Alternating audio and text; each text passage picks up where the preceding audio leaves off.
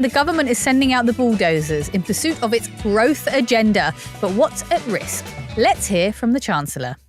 This is a government on the side of working people, taking the right decisions to secure their future, to secure our future, stepping up to the challenges that we face, ending the era of low expectations, putting Britain on a different path, delivering for the British people. And I am determined, this government is determined to do just that. That's the Chancellor Rachel Reeves laying out her latest plans for cutting down on government spending and kickstarting growth. So how are they going to do it? In an op-ed in the Times on Tuesday, Keir Starmer wrote, "We'll cut the weeds of regulation and let growth bloom," which is very poetic. But what does it mean? Reeves has announced subsequently that she plans to streamline environmental obligations, calling the example of the HS2 Bat tunnel that cost £100 million an example of regulation going wrong. They're going to limit legal challenges and the number of people who can veto projects, and particularly infrastructure projects, and streamline consultation that would otherwise drown builders. Elsewhere, she has announced investments in new transport links in the north of England. They're talking about creating Europe's Silicon Valley in between Oxford and Cambridge. It's aimed at driving new investments in science and technology. They also want to go hard on building new homes, particularly around those travel hubs. And they say that they will curb regulator overreach. So the government is already putting its rhetoric on that last point into action. So last week, Rachel Reeves forced out the chairman of the UK's competition watchdog, the Competition and Markets Authority. Reeves's justification for the removal of CMA chairman Marcus Bockering was that they didn't see eye to eye on how the UK can achieve growth. That's the magic word. So she's appointed Amazon's former UK boss, Doug Gurr, as interim chair. And we all know how concerned, that's the right word, isn't it, Amazon has been in regards to healthy competition. In her speech, Reeves paid particular attention to our economic links with the US following a reportedly positive conversation between Keir Starmer and Donald Trump. But when it comes to slightly less mad trading partners, when asked on Sunday whether the UK would consider joining the Pan-Euro-Mediterranean Convention, which is a tariff-free zone with Europe, Reeves didn't rule it out, saying that she would consider anything that might attract growth so long as it didn't cross any of her Brexit red lines. Don't call it a Brentree. And really don't. It's a terrible word, isn't it? It's an awful portmanteau. And the G word, growth, is on everyone's lips in Westminster. So Starmer told business leaders at a Bloomberg event on Tuesday that what Rachel and I have done is to make it clear to our cabinet colleagues that in each of their briefs, growth is the number one mission. So it's not just a mission for the Chancellor, a mission for me or for trade and education, but every single group has to go through the question, is this pro-growth? Did you ever used to watch The Day Today? Yeah. There's like a really famous segment in that with Steve Coogan playing a kind of early Alan Partridge character, is doing a skit about driving fast and causing accidents. And he says this thing over and over again, is this cool? So he sets it up and he says, I'm driving 100 miles an hour. I feel great because I'm cool. But is this cool? Then shows a picture of someone who's been bloodied in an accident. Next picture, is this cool? And this is how I feel. I want to speak to Keir Starmer. I just want to show him a picture. Is this growth? Is this growth? An air pollution mask around the airports. Is this growth? A high street just dead of any culture. Is this growth? Listen, you're right. And I imagine people who listen to this podcast would be concerned about things like whether we can breathe air or whether buildings are safe to live in.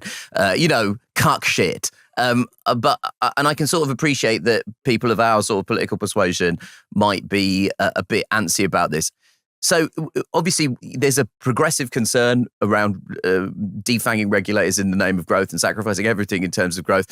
But there is real concern from economists that the plans don't fully add up. And it seems to have attracted criticism from everyone. Yeah, no, exactly. And I mean, we watched all of Reeves' speech before this show. The two things that stood out to me is that she talked about how actually Labour had delivered on growth. Not as much as they expected, but there had been some growth. I thought to myself, well, that is definitely not felt by the general public. Yeah. So actually, you can keep talking about growth, but I'd really love to hear how that would be redistributed, because I think that's the main question.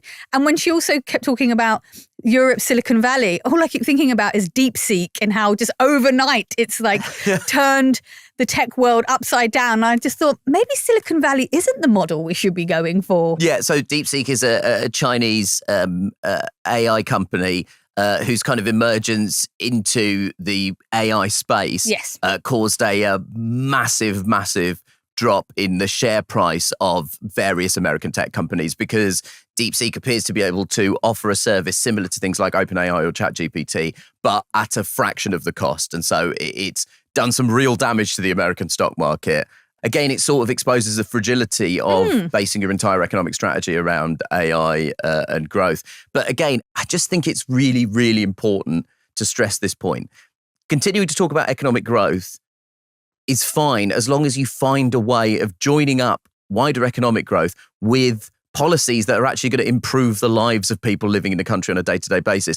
And I'm much more interested to hear from the Labour Party and hear from Rachel Reeves and Keir Starmer how this economic growth actually joins up with benefiting people in the long term. I think the loose idea is that economic growth provides jobs for people and also puts money into via taxes into the government that can then be redistributed and spent. But, I think how does that money get funneled into the economy and how does that money get funneled into the pockets of ordinary people living in Britain? That's the thing that the Labour Party is struggling to articulate at the moment. She kept returning to this line, like, we want to make Britain the best place for an entrepreneur. And all I kept thinking was, it's a pretty good place for entrepreneurs as it is, but I'd love to hear, we want to make Britain the best place to be a child, the best place to be a nurse. Those are the things I want to hear, but I'm not convinced it was a speech for us. Fuck the best place. I would like to get on a train. I would like to see a doctor. A fine, place. I would settle for,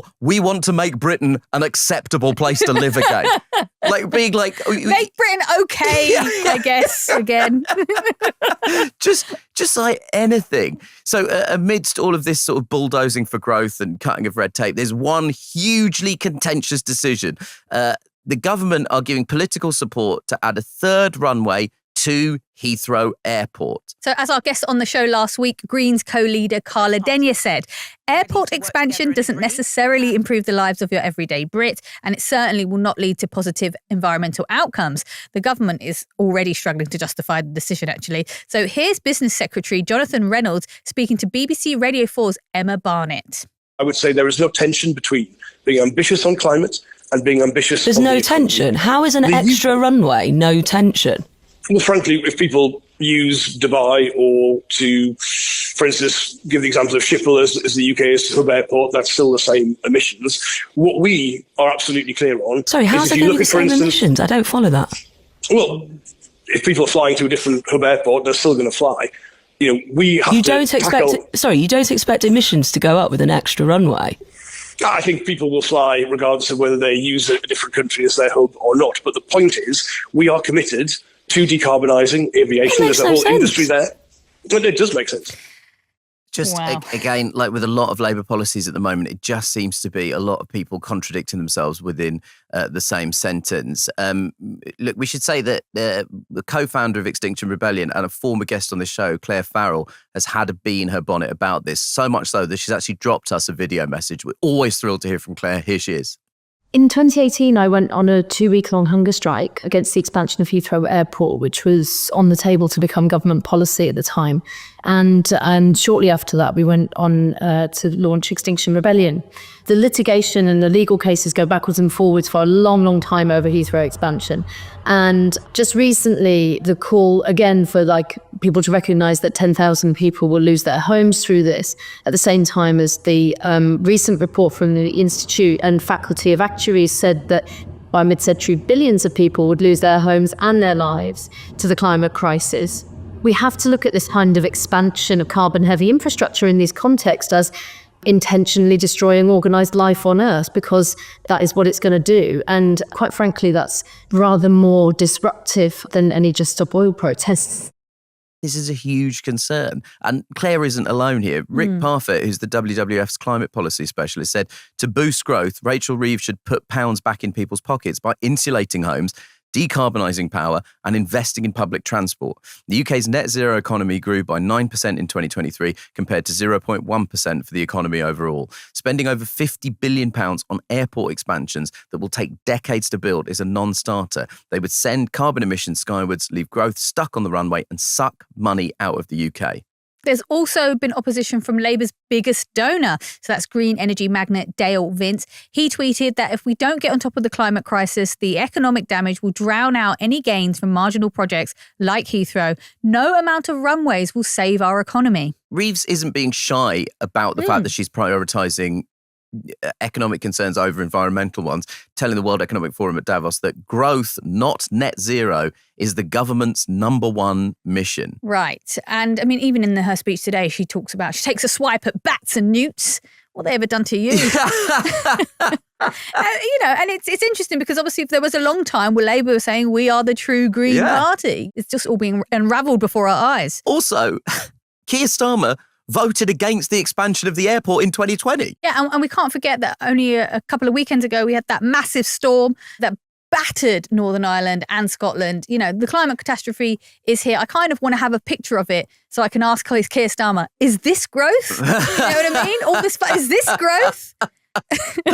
But look, as we've laid out here, the political messaging from the government clearly leaves a lot to be desired and is leaving a lot of us feeling pretty grumpy.